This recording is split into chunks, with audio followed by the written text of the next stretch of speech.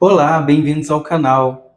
Hoje nós veremos um caso clínico que exemplifica de uma maneira muito concreta como fazer o manejo de um caso em que a pessoa tem o seguinte perfil: racional, de poucas palavras e que chega com uma queixa difusa, vaga, não localizando bem as relações de causas e efeitos. Vale lembrar que, por razões éticas, eu nunca trago nenhum caso clínico que eu acompanhei diretamente na clínica, tá bom? Esse é um caso fictício. Então vamos lá? A Giovana, nome fictício, tem 36 anos, é fisioterapeuta, funcionária pública e buscou atendimento psicológico com uma queixa ainda vaga. Nas palavras dela, eu quero descobrir o que eu tenho. Vocês vão perceber o quanto que essa frase vai nos ajudar a entender como que ela funciona. Para começarmos, a Giovana acabou de ter a sua primeira filha, de forma desejada, já que estava tentando engravidar já fazia alguns anos. Só que a criança nasceu prematura e desde então está sendo acompanhada por uma equipe multidisciplinar para a estimulação precoce. Ao longo desse período de acompanhamento, a criança recebeu o diagnóstico de transtornos globais não especificados do desenvolvimento. Além disso, está com dificuldade para ganhar peso. Além dessa experiência, que por si só já é muito tensa, um ano antes da gestação, a mãe da Giovana foi morar em uma casa de repouso, depois de desenvolver um quadro avançado de Parkinson, e alguns meses depois que foi morar lá, acabou falecendo. Esse quadro desperta dor pelo luto e por não ter sido capaz de manter a mãe em casa nos últimos meses de vida. Tá, até que vocês viram que é um caso complicado, já nos faz pensar por que ela disse que não sabia o que estava acontecendo com ela. Mas vamos prosseguir na história e deixar um asterisco aqui. Prosseguindo, então, na gestação, a Giovana sonhava com o momento de receber o bebê em casa, de curtir cada fase do crescimento, mas, subitamente, a criança chega antes do esperado e a expectativa positiva foi substituída por pensamentos catastróficos. Será que a minha filha vai conseguir andar?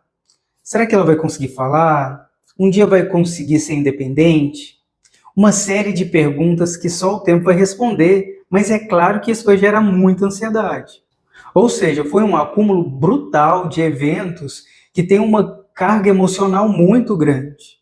Luto, arrependimento, culpa, medo, tristeza. Porém, inicialmente, a Giovana não ligava esses eventos ao estado emocional dela. Então, segue a linha.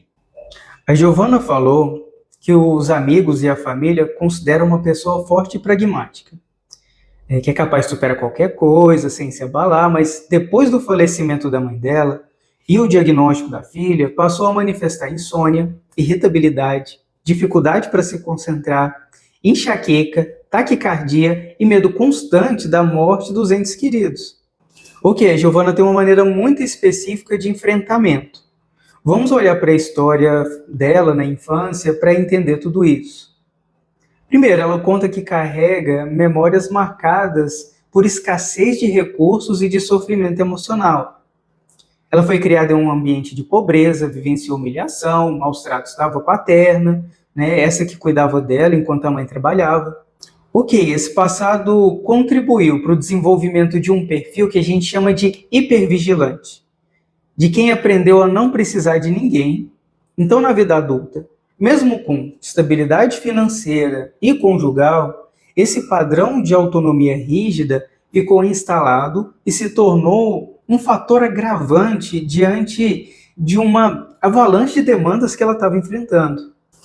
Ou seja, esse modo de funcionar, ele foi útil até certo ponto, foi adaptativo, porém, no momento atual, com a sobrecarga atual, ela não deu mais conta. Considerando diagnóstico. Então, a gente tem uma série de sintomas persistentes e, considerando a história recente de vida, a gente pode levantar a hipótese de transtorno de ansiedade generalizada. Esse transtorno se caracteriza por preocupação excessiva, presente na maioria dos dias por pelo menos 6 meses, inquietação, fadiga, dificuldade de concentração, irritabilidade, tensão muscular e perturbações do sono.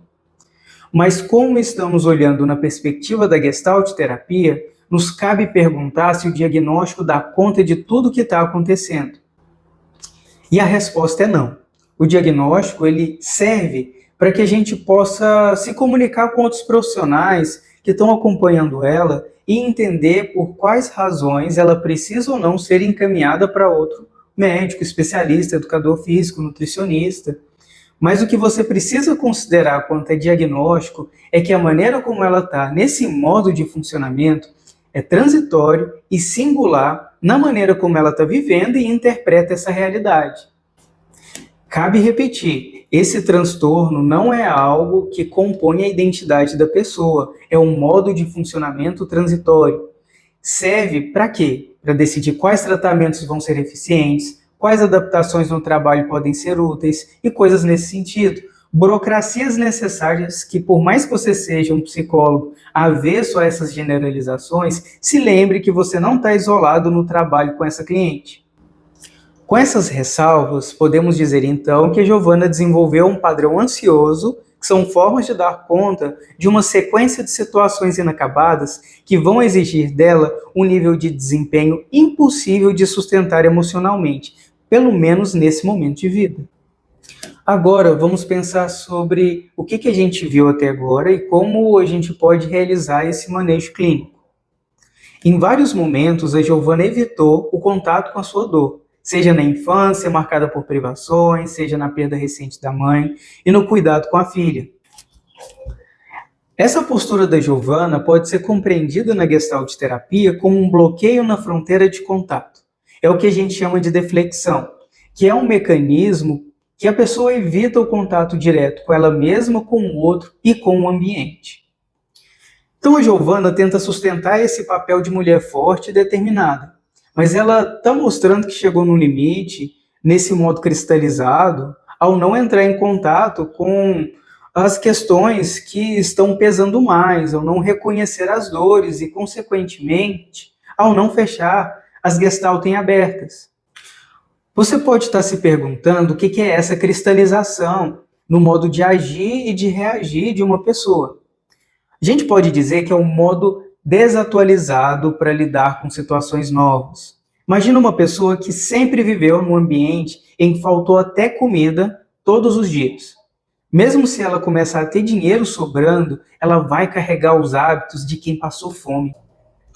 No caso da Giovana, antes tinha uma privação emocional e vulnerabilidade econômica, porém hoje ela tem um relacionamento saudável com o marido.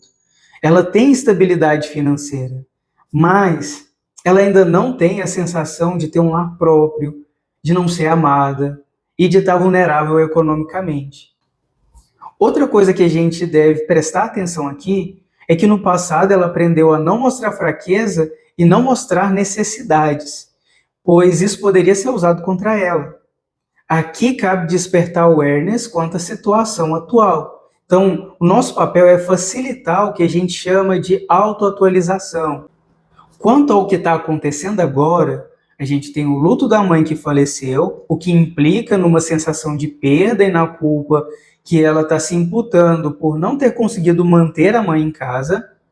E tem a filha, né? Tem o luto pela criança que foi imaginada saudável na gestação e atualização para essa filha real que tem uma deficiência. Então, outro desafio nesse aspecto é o medo de perder a filha e o marido, dado que ela acabou de perder a mãe. Quando ela olha para o futuro, antecipa pobreza, morte, adoecimento e sofrimento. Ela diz que faz isso para não se decepcionar. Um último aspecto que a gente tem que considerar é que a Giovana vive com um propósito rígido de ser útil. Por um lado, ela se angustia porque perdeu esse papel quando a mãe faleceu, mas agora ela está retomando isso com a filha, que acabou de nascer com necessidades adaptativas. Então, diante disso, precisamos despertar autoconsciência para que ela se aproprie do próprio corpo e da identidade, já que ela não dorme, não se exercita, não tem lazer, não considera a possibilidade de receber ajuda. Enfim, ela precisa alcançar essa dimensão do cuidado de si como um aspecto que é válido para o seu propósito de vida. Ok, vamos começar a falar sobre as intervenções. Quando eu estou fazendo os meus atendimentos, antes de entrar na queixa, eu faço um questionário investigando o estado físico e histórico de doenças. Vocês não podem esquecer que desnutrição, falta de sono, distúrbio hormonal também produz sintoma depressivo e ansioso. Não fica segurando a pessoa. Passa exames, encaminha. Se viu que a pessoa não está comendo direito, tem que encaminhar ela para um nutricionista. Quanto à intervenção clínica na Gestalt terapia, não nos cabe dar direções. Vamos contribuir para que ela se dê conta de onde ela está. Para isso, a gente pode descrever o que nós estamos percebendo e pedir que ela também faça a mesma coisa. Assim, ela sai da dimensão da explicação e vai para a dimensão da tomada de consciência. Então, cabe facilitar a ampliação da consciência. Ou seja, a gente vai ajudar ela a reconhecer os próprios limites e a necessidade de cuidado de si, saindo do papel rígido de utilidade. Como não faz parte do repertório dela falar sobre as próprias dores, nas palavras dela, reclamar, aqui cabe paciência. Essa habilidade vai sendo desenvolvida no tempo dela. Se você forçar a barra com um cliente que não tem facilidade de falar, ele foge da terapia. Para que a gente possa ajudar o cliente a desenvolver a awareness, podemos pedir que a pessoa conte o que ela está percebendo, como ela está se sentindo, e até mesmo conduzir meditações dirigidas. Em relação às memórias dolorosas da infância, conforme ela trouxer e demonstrar questões inacabadas, podemos aplicar a técnica de fantasia dirigida na cura e resgate da criança ferida. O objetivo disso é trabalhar a capacidade de se orientar para as funções de contato, é de se manter conectada ao presente naquilo que está acontecendo aqui e agora. Isso é fundamental para reduzir a ansiedade e para ela alcançar a compreensão de que ela não é os pensamentos que tem. Quanto às situações inacabadas, a gente tem que facilitar essa conclusão, esse fechamento, para reduzir a angústia, especialmente no que diz respeito à culpa, à solidão, na dificuldade de dividir responsabilidades afetivas e práticas com o marido. E outra coisa, parte do tempo da terapia tem que ser destinado ao que aparece espontaneamente. Aqui a gente pode entender como ela pensa, quais são as respostas reflexas e na conexão com as necessidades atuais que ela estiver enfrentando naquele momento. Tá? Que tudo que a gente mencionou até agora é importante. Porém, a vida está acontecendo, pode ser que ela teve um desentendimento com o marido e ela queira dar atenção para isso no meio do processo terapêutico. Ao longo desse estudo, eu imagino que você se perguntou o que precisava ter atenção prioritária.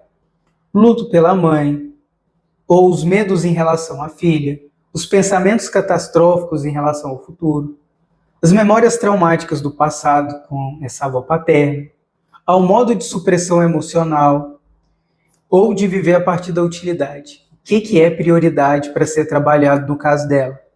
E mais uma vez eu bato nessa tecla, a resposta vai ser dada pela própria Giovana. Deixe que seu cliente escolha, aguarda, veja o que vai aparecer, ou pergunte para ela o que ela gostaria de falar, o que tem sido mais frequente nos pensamentos. Como ela é mais silenciosa, retraída, como ela suprime esses afetos, ela vai tentar te dar essa direção, mas tenta implicar ela nessa escolha.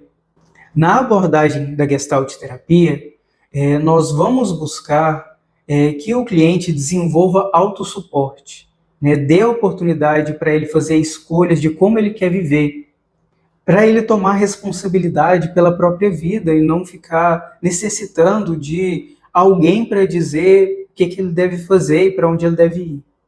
Então, repetindo, na Gestalt terapia a gente respeita a experiência única de cada cliente e a gente ajuda ele a entrar em contato com a sua verdade, por mais difícil que ela seja. Então, se você gostou dessa análise clínica e quer acompanhar mais conteúdos como esse, com profundidade técnica, linguagem acessível e rigor ético, se inscreva no canal, deixe seu comentário e compartilhe esse vídeo com seus colegas da psicologia. Então, nos vemos no próximo vídeo. Até lá!